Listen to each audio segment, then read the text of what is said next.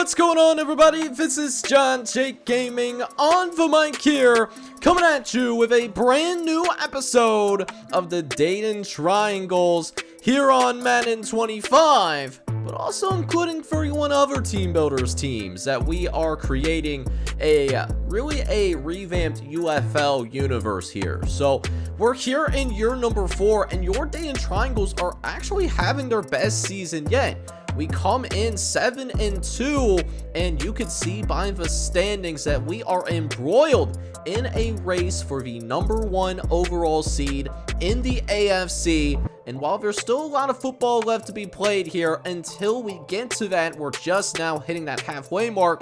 These games here, like in the middle of the season, could absolutely be pivotal in terms of seeing whether we could make it as a, hosting like a home playoff game, or even better, can we have that automatic bye into the divisional round, or we have to start our journey from the wild card. So these games are absolutely important to us, and we can't wait to jump into it, as we're going to jump into the moments of 3 games in this episode, taking on DC, taking on San Antonio, who has a really good record as well, and then also Vegas too. Vegas is a team that's, certainly in the hunt for a playoff spot as well. So got all that and much more in this episode, and I hope you guys are excited. If you are, make sure you go ahead and hit that like button, hit that subscribe button as well if you have to be brand new, as that helps out the channel tremendously when you do those things.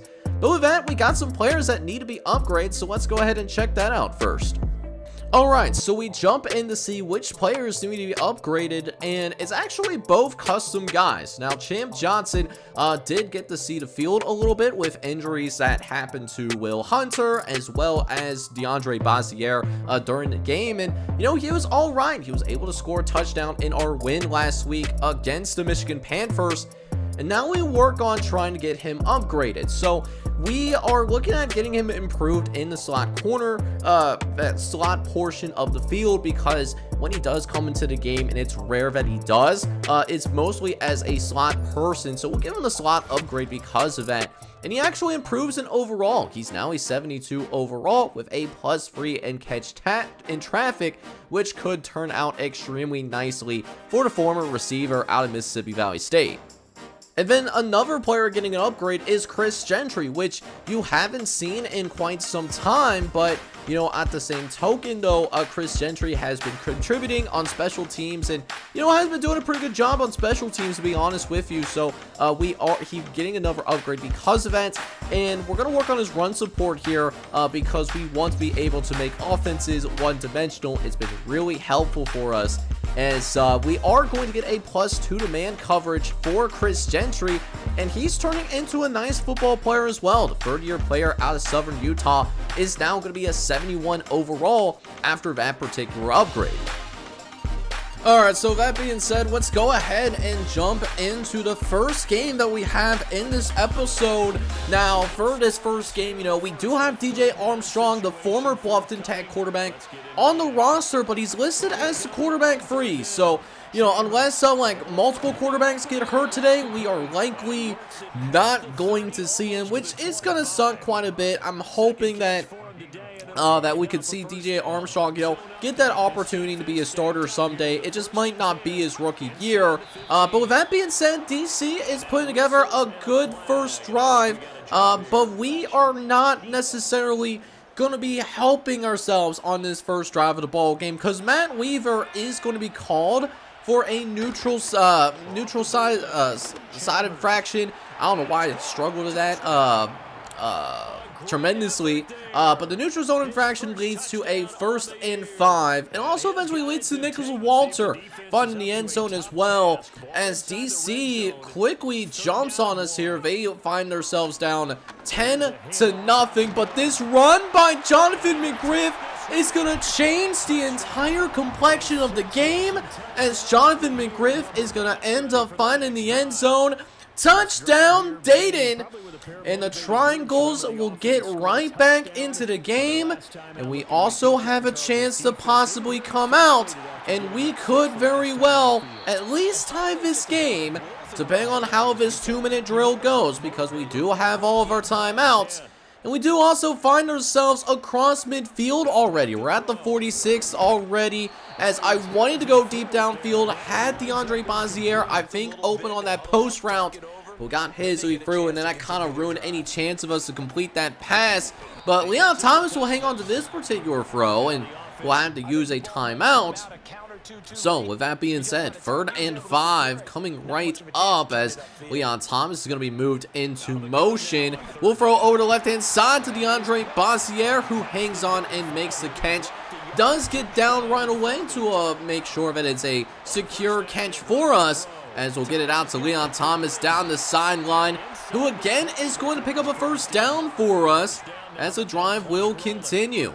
1st and 10 for the 18-yard line as we throw to the right-hand side. Grayson Heineck, he's going to find the end zone. Touchdown, Dayton. And Grayson Heineck's going to have his 3rd receiving touchdown of the season, as that will give us the lead. And that 14-10 lead will remain for the remainder of this game. At least like up until, like 4 minutes left here in this 3rd quarter, where we do get short completion to Leon Thomas, but it's short of the first down marker. But you already know what time it is, man. Scared money does not make any money, as the great Uncle Sam's once said. So we're going to try to run for it on 4th down, and we actually get stuffed behind the line of scrimmage. A rare loss for our offensive line. One of the best offensive line units in the league, in my opinion, and just got dominated in the trenches there. You hate to see it. So now DC has an opportunity to respond back and retake the lead, as they will create a red zone opportunity, as that will be a good quick tackle there on Ty Moody. But it will still be 3rd and short, as Chambers looks to help reclaim the lead, as they'll drop back to pass, looking to the right-hand side. Completed, but it's short of this. No, it's not completed. They are going to call it an incompletion, and that could have been huge, because instead of 4th and 1, it's going to be 4th and 5 instead, and they're going to go for it here, as Chambers looking to his left, but it gets tracked down by Cam Spencer, who gets his 2nd sack of the ball game, and it's a massive one, because he's going to force a 4th down stop. We'll eventually drive down the length of the field ourselves to get a field goal, and at 17-10, it feels good to know that with this kind of defense, and us knowing that they need a touchdown just to force overtime in the first place, that is a really good feeling. Possibly the last drive for DC, depending on how things shake out, as Chambers will dump it off over to the left-hand side. He is going to be met by Ty Moody for a 6-yard gain, as now it makes this a much more manageable 3rd and 4. Chambers in the shotgun is going to go ahead, dump it off to the right-hand side. And there's Ty Moody again to make the tackle, but that is definitely across the first down marker. The drive will continue, but it will be carried into the 2-minute warning, as we will see what DC can do in these final couple of minutes. As now, 2nd and 10 coming up here for Chambers in the shotgun. We know we're going to throw it. It is actually going to be a pass over to the left-hand side. We ran it, but Paul Hitchens got stuck behind the offensive linemen that were acting as a convoy for this young tailback. As now, it's another first down for the DC defenders. They did take a timeout, though, so they will only have a couple of timeouts remaining, making it even more crucial to come out and get a touchdown on this drive. 2nd and 10 as Chambers drops back. We got it locked down on our side of things, and the running back, oh my goodness, he had a first down right in front of him, and he drops it. He just straight up drops it into the ground. So it's going to be a 3rd and 10, and Paul Hitchens this time does a much better job of at least forcing the running back to cut back inside. As now it's going to be 4th and 3. This is for the game right here. Chambers getting run down, bum behind. And guess who it is? It looks like it's Ty Moody. That's going to bring him down in the backfield as the Dayton Triangles will come out and they will win the first game of this episode, beating the DC Defenders 17-10. And that will end up being your final score. And that will propel us to our 8th win of the season. Looking good, guys. So a gutsy win for the boys as we did not allow DC to get into the end zone after that opening drive. It was one of those games in which, we got plenty of yards. We had nearly 400 yards of total offense. Just could not finish drives. And thankfully, while it didn't hurt us in the long run, at the same time, we have to be better in the red zone and finishing off those drives when we have opportunities to do so. This should have been a blowout. Now, with that being said, Andrew Collar, he was solid. He was not a liquid or gas by any means. He was 23 for 35, so he was very efficient with those nearly 10 yards per attempt. He threw for over 300 yards and a touchdown, but also threw an interception in this game, which is not ideal, but he did do just enough to win. As for the ground game, McGriff actually had his worst game in a while. He only had 65 yards rushing, but still did manage to find a way to get into the end zone. And then Andrew Collar had that key third down run that allowed us to go ahead and seal the game. Receiving wise, DeAndre Bazier actually looked really good out there. 7 catches for 125 yards. He was looking like an absolute stud muffin in this matchup. Leon Thomas nearly had 100 yards receiving as per usual. Grayson Heineck found the end zone, and that was his 3rd touchdown of the season. And then Will Hunter had multiple catches as well and got a couple of other guys involved. But the game ball absolutely has to go to our defense, which gives us a huge reason why we won today. Ty Moody actually led the team in tackles with 10 tackles, which, usually is not a great sign, but, we only allowed 10 points, so it's fine. Peter Townsend had 7 tackles alongside Jordan Baptiste. We got to his quarterback plenty of times today, though, as Cameron Spencer did end up with multiple sacks, while Ty Moody and Daryl McLeod were also successful in getting to the quarterback. And while we did not necessarily succeed in getting any turnovers or really major impact plays, they did enough to win the football game. And all we care about at the end of the day is getting that dub. So we go ahead and actually move on over to the next week, and in preparation for our next game, we actually have multiple players getting upgrades. Notably, Andrew Collar does end up getting an upgrade, which is promising to see.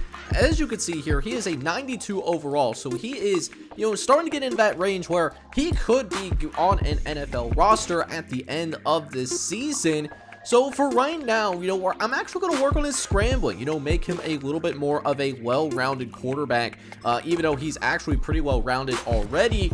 He actually jumps up to a 93 overall, though. He gets a +3, notably in break sacks. And I say if there is one weakness in this game, is that he's not the best at breaking sacks / holding onto the ball when he does get sacked. Other players also getting an upgrade, though, is Justice Freelove. Now, we haven't seen Justice Freelove much here in his rookie season, but we have many quality offensive linemen. This was more of a like a future pick, down the line, because who we have starting at that left tackle is kind of a bridge option for the time being.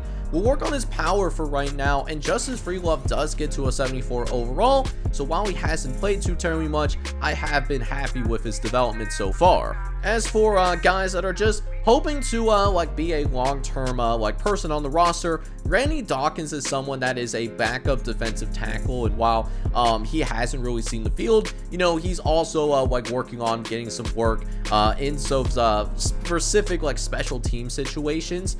Randy Dawkins, we're gonna work on his run stopping here, and he actually doesn't jump any overalls, which is kind of surprising to me.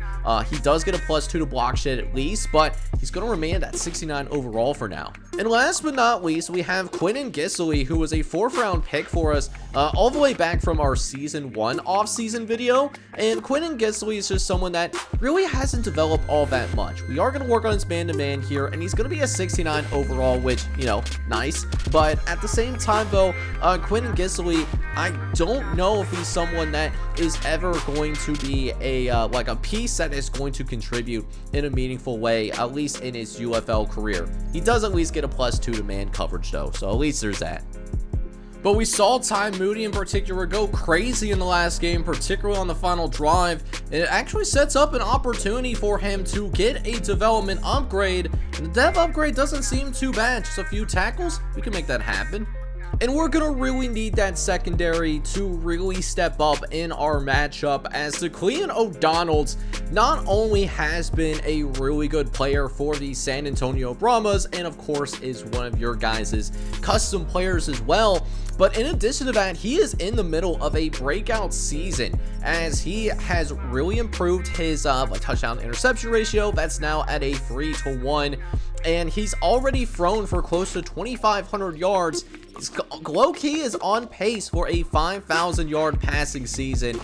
After throwing as many interceptions as touchdowns, DeClean O'Donnell is really starting to show that he is going to be a franchise quarterback that we're going to have to deal with long-term in this San Antonio squad. So in a game that has massive implications, possibly to decide who could have the #1 seed in the AFC, this is a big one, and we're going to have to go on the road to try and see if we can pull this off here, as DeClean O'Donnell, the custom quarterback, he's going to throw over to the right-hand side, and you see what makes him so special and what has allowed him to have the breakout season that he has had so far today, or this season, I should say, as DeClean O'Donnell will get a chance to throw on 3rd and goal. He's going to find a receiver underneath, and there is his man finding the end zone. Demarius Hammond is going to score for San Antonio. They'll get the first points up on the scoreboard. Now, we cannot answer back, so it's still going to be 7-0. But we do have a chance to get him off the field on 3rd and 9. But DeClean O'Donnell, he's going to show off the wheels. He's looking like a toddler that's just stole something. And DeClean O'Donnell is going to get himself inside the 5-yard line. First down for the San Antonio Brahmas, as that will lead to a goal line situation where they'll set up play action, getting chased down, and Cameron Spencer is going to have absolutely none of it. Cameron Spencer is going to bring down the star quarterback in the backfield, giving our defense a much more needed breathing room that we are going to give back all right away, as O'Donnell is going to dump it off to his receiver. So we'll then set up 3rd and goal from the 2-yard line, as DeClean O'Donnell will line up under center. He's going to hand it off to his superstar running back, who finds the end zone. Touchdown San Antonio, as Percy Love is now going to make it a 14-3 lead. And clearly our team did not necessarily get off the bus. I knew that this would be a tough game to come out and try and win. But at the same time, though, I have certainly been disappointed with our performance thus far, as DeClean O'Donnell has been able to do whatever he wants so far, and that is going to continue as he nearly gets another touchdown on the board for the San Antonio offense. Before 1st and goal, Percy Love is going to punch it in from a few yards out, as once again, this San Antonio squad puts another touchdown on the board, and you can tell that they are looking to put out a statement kind of game, coming out dominating, really as a team that we are perceived as the biggest challenger to San Antonio, and clearly we have not answered the bell at all. We're going to be down 28-3 going into the final quarter of action, just trying to get anything going here in this final quarter, just to generate a little bit of momentum, because we're going to need a miracle if we're going to come back and win this game. As Collar's going to line up in the shotgun, looks to the right-hand side, finds Grayson Heineck once again. It's been a little bit of a blind spot here on this drive, just hoping that the rest of the team can step up as we now face 3rd and 7. Collar dropping back, looks over the middle, but Leon Thomas cannot haul it in. And even though that would have been short of the 1st down marker anyways, it would have made this 4th down a lot more manageable. A 4th and 7 down on the goal line, it's going to be much more difficult to accomplish. Collar, however, is going to see an open hole and runs it into the end zone. Touchdown, Dayton. And we will at least not be denied of a touchdown here in this one, as that will be the final score of this ball game. San Antonio will win 28-10, which means the Brahmas are going to have destiny and sole control of that 1 seed right now. So we absolutely got it handed to us, and especially in that first half, we couldn't get anything going in the first half. Even in the second half, it just didn't feel like it was any better whatsoever. We were significantly outgained, and while we didn't turn the ball over, just looking at a lot of these metrics that we have on the board, we lost in every single conceivable fashion in this one. DeClean O'Donnell, had a pretty good day. Actually, he had a great day. What am I kidding? 27 for 33, 255 yards, and 2 touchdowns. He is shown as one of the bright stars of the UFL for sure. While our quarterback, Andrew Collier, wasn't terrible. 13 for 20, 136 yards. He just didn't really have a lot of help, it seems like, out there. For the ground game, we also saw that DeClean O'Donnell led everybody in terms of running the ball, right? He had 8 carries for 63 yards, but almost half of them came on that 1 carry that you happen to see, like in this battle. So DeClean O'Donnell definitely is one of your like dual threat quarterbacks. The sad part about us is that, and I think this is a big reason why we lost, we could not run the ball at all. It is sad when Andrew Collier in garbage time, had the 8-yard touchdown, and that was our longest run of the game, and he leads all of our rushers. Kind of let you know how things went today. Not even a lot of bright spots in terms of our receiving game as well. Nobody even had so much as 40 receiving yards in this game, so it was pretty disgusting here too. Defensively, Ty Moody did have a chance to get a dev upgrade. He did have enough tackles, but he did not have enough TFLs, so he's not going to be able to get that dev upgrade, unfortunately. Denorio Allen and Peter Townsend had some good tackles. Cameron Spencer did get a sack in this one, but really not a lot of bright spots at all, especially when we certainly had it handed to us in what was a key game for what could really determine playoff positioning going forward.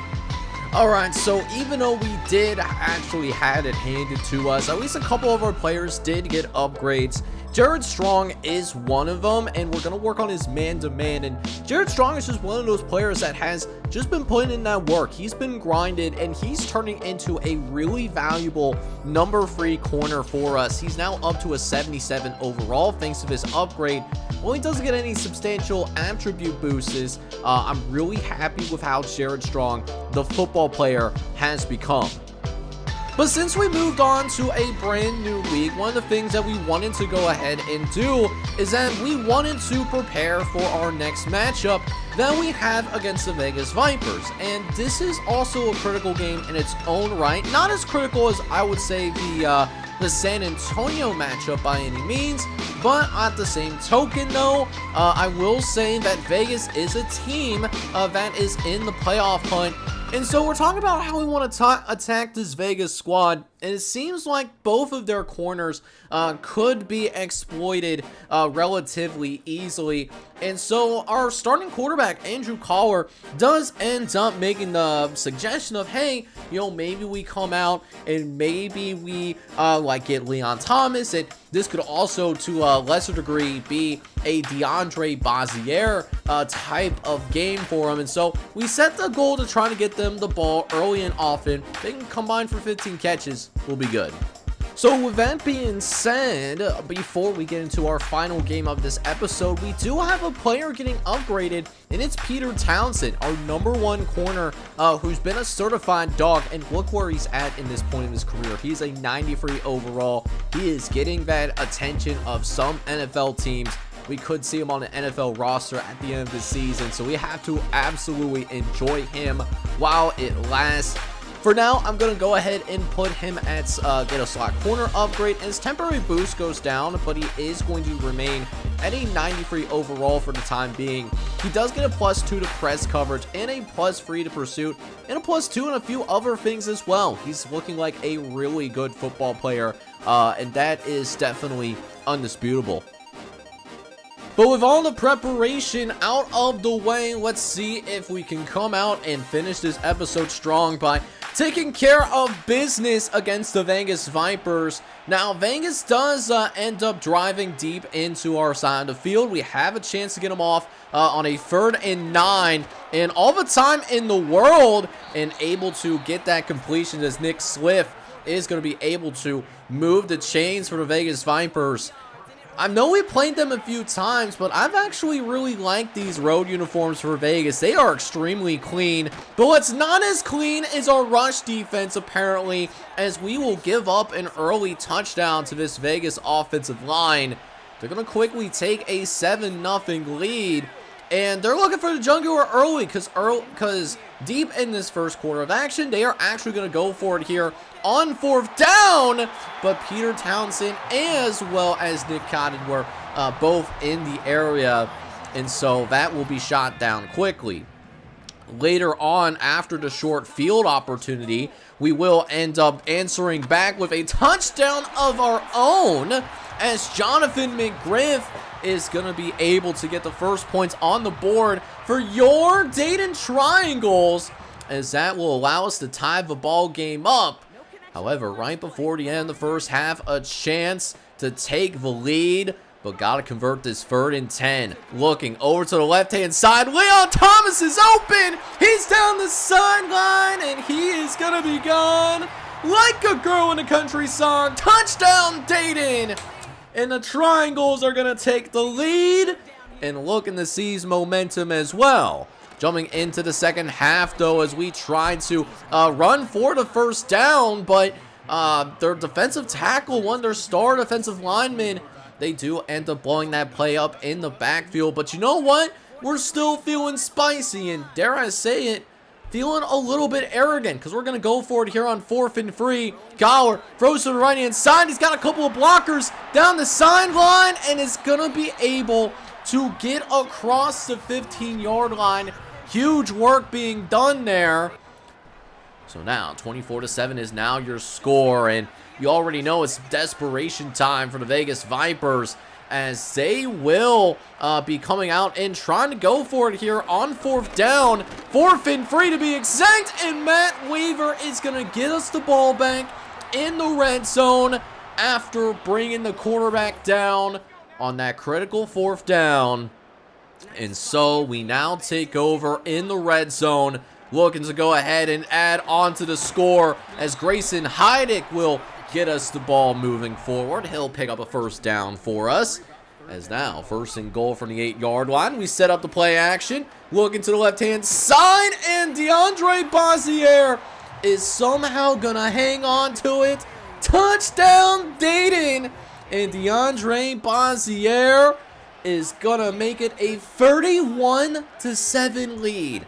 It's turning into an absolute splattering here in the Gem City, that birthplace of aviation, showing that passing firepower for sure. As now the Vegas Vipers are just trying their best to stay in this game, as they're gonna go for it again on 4th and 13. Throwing over to the left-hand side, and Nick Cotton is all over it. Intercepted. And the strong safety that we brought in a couple of years ago through free agency, making his presence felt, as Nick Cotton is going to go ahead and shut the door on that particular drive as well. And it just becomes that same story here. Vegas just trying to make things happen on a 4th down and long. Gonna send it deep, you know, got nothing to lose at this point. And we stop them multiple occasions on 4th down, and it leads to a massive victory. 31-7 is your score, and it's a great bounce back win after being dominated by San Antonio in the previous week. And this right here was the exact kind of effort that I was looking for. This is what we wanted to do against San Antonio, but couldn't quite get it done. This was a much better performance, and while the yard differential was not that great, we just executed in those key moments a lot better, which is why we ended up coming out and blowing out this Vegas team, responding extremely well after getting blown out ourselves against San Antonio on the road. Now, Andrew Collar also responded in his own right as he was lethargic in that San Antonio performance, and he responded in kind. 60% completion percentage with 200 yards and 2 touchdowns. He was a steady hand in leading the offense.